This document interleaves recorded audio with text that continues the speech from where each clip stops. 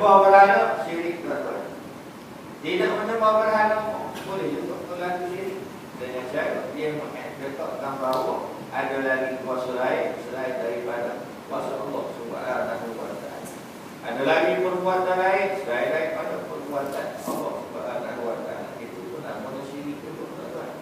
Syirik dari segi ketuhanan, syirik dari segi uluhiyah, syirik dari segi rububiyah.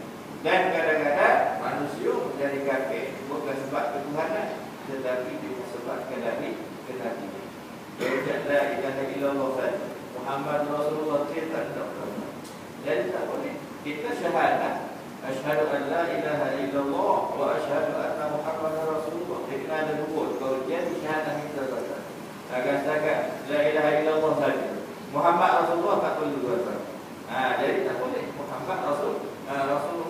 Rukun Islam bagi kita yang pertama mengucap dua kalimah syahadat. Sebab itu dia sebut dua kalimah syahadat. Dia tak sebut satu kalimah syahadat. Kalau satu kalimah syahadat, iaitu asyhadu an la ilaha illallah.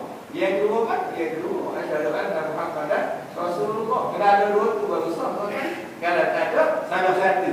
Salah satu tak ada tuan-tuan, maka tak lengkap syahadat. Syahadat kita.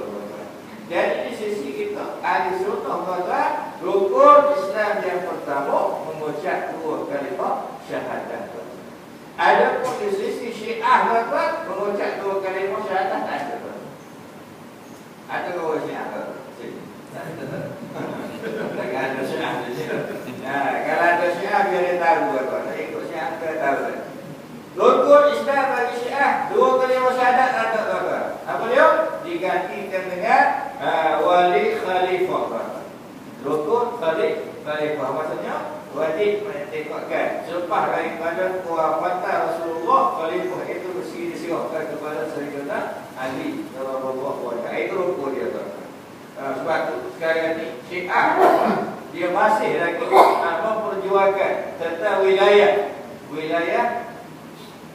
Kullatika khalifah Sayyidina. Sedangkan sudah dibagi lama tuan. Itu tadi cakap lagi, bincang lagi tuan. Baik, kita kalau bincang apa perbaikan tuan. Kita bincang siapa yang lebih layak senari itu sudah bakar tuan. Siapa yang lebih layak? Nak bakar mati senari mati itu. Kalau dah betul senari tuan, yang layak jadi khalifah, jadi kita nak buat apa tuan? Tak kali tu pun senari, suruh dia mari pula tuan. Ini cakap benda habis ke tuan. Jadi khalifah ni benda yang sudah habis. Ini dunia baru tuan. Kita tak bincang masalah itu tuan. Cuma kita bincang dari segi sejarah boleh tuan. Tapi nak menghidupkan orang mati itu sudah tidak boleh tuan. Dan Syiah dalam masyarakat tuan dia sangat bahaya tuan. Kalau tuan ingat dukun kalau Syiah kalau dia tak ramah tak apa. Sebab dia dalam konsep taqiyah maksudnya dia berpuluh-puluh. Tapi kalau dia ramah, dia akan tunjuk kuasa dia tuan. Dia akan sembelih kita itu. Sembelih tuan, main-main je. Bukan kata tegak kaki tak boleh. Tegak cepat tu tuan. Tuan tengok mana-mana negara dunia Islam yang ada Syiah tuan. Semua negara itu akan bergolong. Semua huru-hara tuan. Kalau Syiah ada situ. Maka Syiah adalah untuk menghancurkan umat Islam. Itu dia. Sebab tu dia boleh duduk sehari dengan Yahudi. Dua-dua orang tak tahu Syiah awal kata Syiah ni baik. Pemain ni tuan-tuan menjadi pujaan bagi dunia umat Islam. Dulu sebelum orang tak ada harga. Sekarang ni kita rahsia hati. Itulah ganjar sebenarnya. Pemain ni yang pernah di dewa-dewa Katolik sebenarnya daripada umat Islam yang tak benar. Saya kebetulan saya baca buku berkenaan dengan dia ditulis oleh pemain sendiri. Ini bukan reka-reka dia sendiri tulis. Kalau kita kata kita baca buku itu berkenaan dengan Syiah, boleh dia kata ini adalah kita nak memburuk-burukkan Syiah. Tak kita baca dia sendiri tak dia tulis macam mana akidah dia, macam mana amalan dia, sesat. Dia sebab Syiah adalah asal daripada Yahudi. Cuma dia berpuluh-puluh. Zaman Nabi SAW Syiah disebut sebagai Rafidhah. Tak ada lagi nama Syiah. Rafidhah ni apa dia?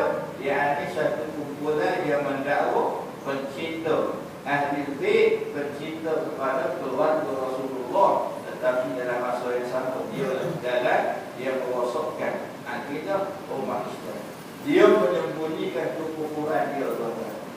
Jadi dia nak lawan Islam sedaya berdepan tak boleh, maka dia masuk Islam, tuan-tuan. Tetapi dia bukan Islam. Abdullah bin Sabah itu bukan Islam, dia daripada keturunan Yahudi. Dan di sisi Syiah sekarang ni, tuan-tuan, orang yang membunuh Sayyidina Ali, orang yang membunuh Sayyidina Abu Bakar, Sayyidina Umar, tuan-tuan, dia buat satu makam dan dipujuk setiap tahun. Dia pujuk orang yang bunuh Sayyidina Umar, tuan-tuan. Abu Lu'lu' nama dia. Abu Lu'lu' ni orang yang tanggungjawab membunuh Sayyidina Ali. Setiap tahun dia akan buat hari kemuliaan, perayaan pada hari tersebut, hari kematian Abu Lu'lu'. Bayangkan. Dan dia buat hari perayaan kematian pembunuhan Sayyidina Umar Al-Khattab. Dia marah. Sahabat yang pada dia marah sekali, dia Sayyidina Umar dengan Sayyidina Bakar. Juga Sayyidina Utsman dan isteri Rasulullah sallallahu alaihi wasallam. Sebab apa dia marah kepada Sayyidina Umar? Sebab Sayyidina Umar lah orang yang bertanggungjawab meruntuhkan empire Rom dan Parsi.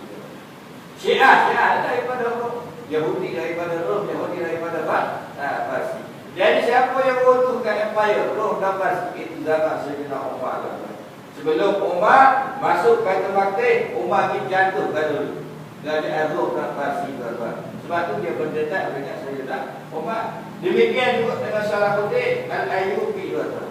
Dari pasal yang paling kuat dari Syiah, tuan-tuan. Syiah daripada Iran, Parsi, tuan-tuan. Salahuddin Al-Ayyubi orang yang kedua yang membebaskan Palestin, tuan-tuan. Sebelum dia bebas Palestin, dia pergi jatuhkan juga kerajaan Iran, tuan-tuan, pada waktu. Jadi sekarang